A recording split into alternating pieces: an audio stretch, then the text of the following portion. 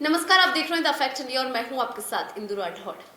ऐसा कहा जाता है कि सियासत वही होती है जो गर्मी की तपिश से भी ज्यादा तेज हो, और ऐसी ही सियासत है गुजरात की। तो आज हम चर्चा करते हैं कि आखिर गुजरात की सियासत क्या कहती है। वो इसलिए भी जरूरी है क्योंकि गुजरात में आगामी समय में विधानसभा चुनाव है। ऐसे में गुजरात की सियासत को जानना बेहद ही जरूरी है।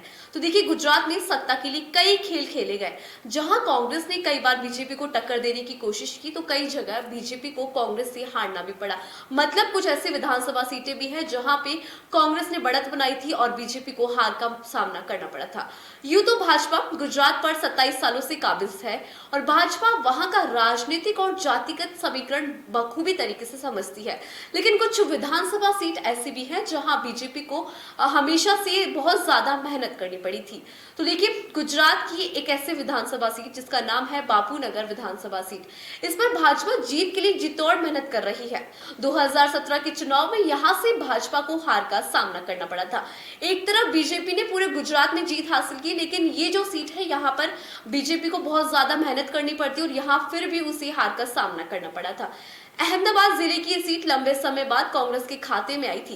पाटीदार समुदाय बहुल इस सीट पर हार जीत का फैसला करता है, लेकिन क्या वजह रही कि बीजेपी को यहाँ हार का मुंह देखना पड़ा।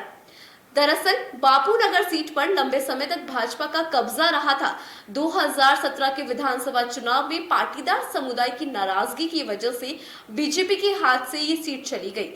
हालांकि अब परिस्थितियां बिल्कुल बदल चुकी है, क्योंकि देखिए 2022 के विधानसभा चुनाव में बीजेपी ने पाटीदार समुदाय को खुश करने के लिए जहां भूपेंद्र पटेल को विजय रूपाणी की जगह मुख्यमंत्री बनाया, तो वहीं पाटीदार समाज के नेता हार्दिक पटेल भी कांग्रेस छोड़कर बीजेपी में आ गए।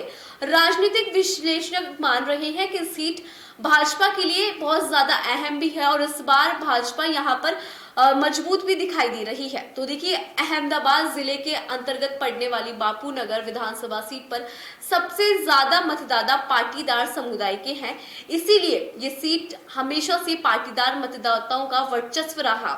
2017 से पहले के चुनाव में हर बार बीजेपी यहां मजबूत स्थिति में नजर आई, लेकिन पाटीदार आंदोलन के बाद से इस सीट पर भाजपा के लिए स्थितियां विपरीत हो गई।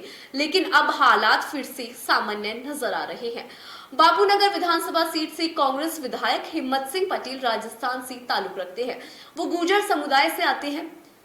हालांकि उनके नाम के आगे पटेल लगा है, इसके चलते बहुत से लोग उन्हें पाटीदार समुदाय से जोड़कर देखते हैं। हिम्मत सिंह पटेल अहमदाबाद के मेयर भी रह चुके हैं, लेकिन वर्तमान में बापूनगर की जनता हिम्मत सिंह पटेल से नाराज है।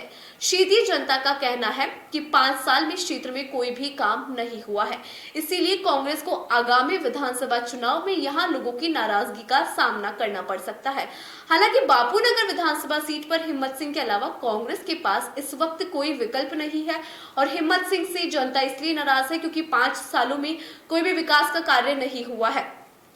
हिम्मत सिंह पटेल मूल रूप से राजस्थान से ताल्लुक रखते हैं। वो गुर्जर समुदाय से आते हैं, साथ ही उन्हें अशोक गहलोत का करीबी भी माना जाता है। इस वक्त अशोक गहलोत गुजरात के सीनियर ऑब्जर्वर है। गुजरात विधानसभा चुनाव उन्हीं की देखरेख में हो रहा है और उनकी पूरी रणनीति बना ली हो अशोक गहलोत ने। इसी के साथ जो हिम्मत पटेल है वो भी अशोक गहलोत के करीबी माने जाते हैं, उसी के चलते उन्हें चुनाव लड़ने का मौका मिला था। हालांकि विधायक के तौर पर हिम्मत सिंह पटेल के काम से बापूनगर की जनता नाराज है। 2017 विधानसभा चुनाव में भाजपा के उम्मीदवार जगरूप सिंह राजपूत को हार का सामना करना पड़ा था।